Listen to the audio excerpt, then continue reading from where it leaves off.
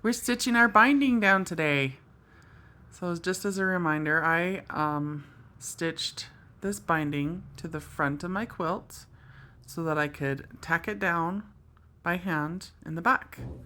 So I just made a knot in my thread and I'm just slipping that underneath and catching just a little teeny bit of that binding fabric as I fold it over.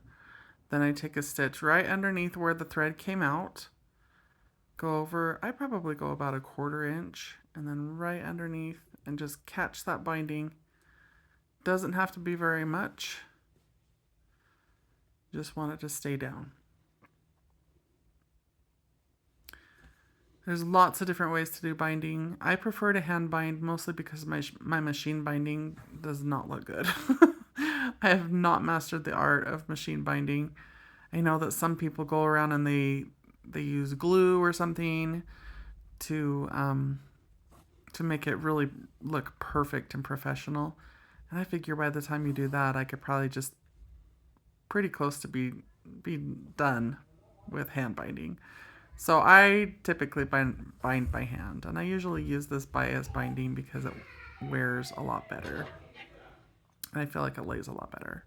So because I did bias binding, I have these little dog ears that come up. So just trim those off as you come upon them, or you can do them all at once at the first if you'd like. And we'll speed through some of this until we get to the corner. We'll show you how to finish that miter corner that we stitched on.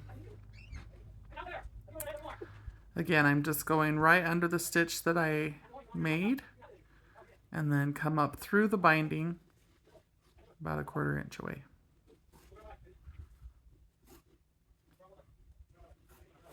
I use kind of a neutral thread so it doesn't really show. You could do matching thread also. Now we're getting to the corner here. Oh, actually I wanted to show you this. So because the thread goes through so many times, sometimes it gets kind of a ratty end and it starts kind of pulling. So I just trim that off as I go. And I don't make my binding, or excuse me, my thread too long because I don't want that to happen over and over again or for it to weaken and break. I've had that happen too. So I make them, I don't know, maybe 18 inches long, something like that. Now we're going to get to this corner. So trim any threads off on the corner.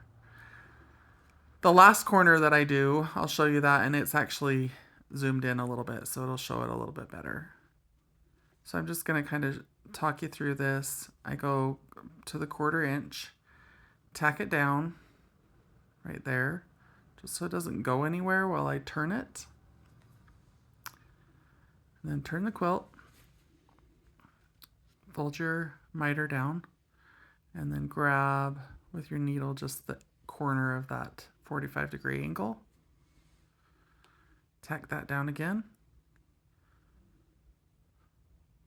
You really have to make sure that you're not going through to the front of the quilt when you do the corners. And then just start in again, going up through the binding. And then we're going to skip over to the ending and how to end it.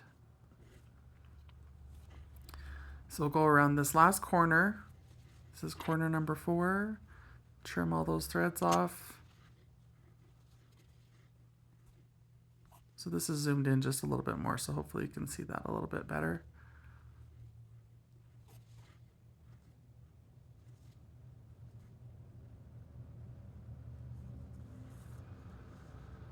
So I'm going to go almost to that stitching line, which is where my binding is going to come to. So one more little stitch up through the binding, then I tack that down, so I don't want it to go anywhere while I turn it. I don't want it to loosen up. Make sure my needle's going to come unthreaded. It does at the end. I'll show you how to fix it. And then fold it over, grab that little corner, and then I'm going to tack that again from the quilt up through the binding. And then continue on your little merry way.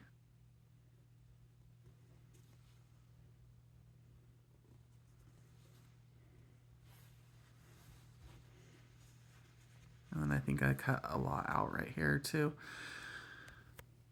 so that I can show you. Oh, right here. So I'm ending the thread right here. So I just take a little bite of the quilt, knot up through the binding twice, and make a little teeny knot. And then send your needle up in the exact same spot through the binding. Clip it off at the top. And your knot's all in between all the layers. Get you some more. This is Aurofil thread. I might be saying it wrong. It's Italian and I don't speak Italian. I really like this for quilting. And I usually wear a thimble. I couldn't find a thimble. So I would recommend it though. And this is a quilter's knot. Just grab the end of it, go around the needle 6 or 7 times, grab that, what you wound around, and pull it down to the bottom. And then I trim off pretty close to the edge because I don't want that sticking out. So I put my needle in right behind the last stitch that I made, and then come up on the other side of it through the binding and make sure that that's tucked in. Just kind of tuck it in. Don't pull too hard. It probably will come through if you make it. And then just start again.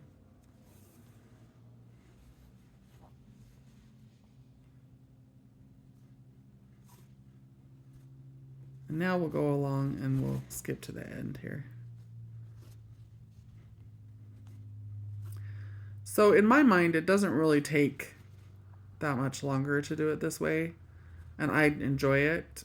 This is a time when I can just sit and relax and watch a show or something. Or listen to a show. I don't do a lot of watching. We're getting to the end, and I'm just going to stitch just 1 or 2 stitches past where I started, just to make sure that it's not going anywhere. So when I get to the end here, you're going to see me, my needle come unthreaded. So I'm going to show you what I do, because I was probably needed to change my thread, and I was like, oh, but I'm almost there. So I didn't. So I'm getting to the very end here, and I'm taking my little knot right here. No, I'm not. Almost. I've got a couple more stitches, so I stitched past where I started. Just maybe in 1/2 inch or something. Now I'm taking my little knot.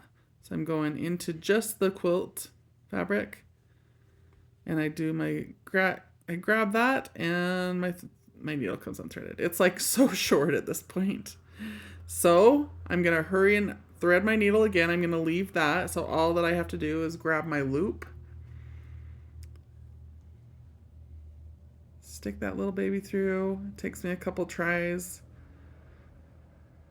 and it's not in focus. Sorry. There we go. And then I get it. It's like barely through. Grab my loop.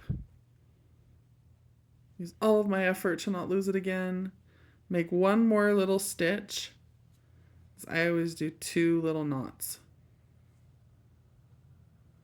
Through the loop, up through the binding, trim it off. And that's all there is to it. Enjoy binding.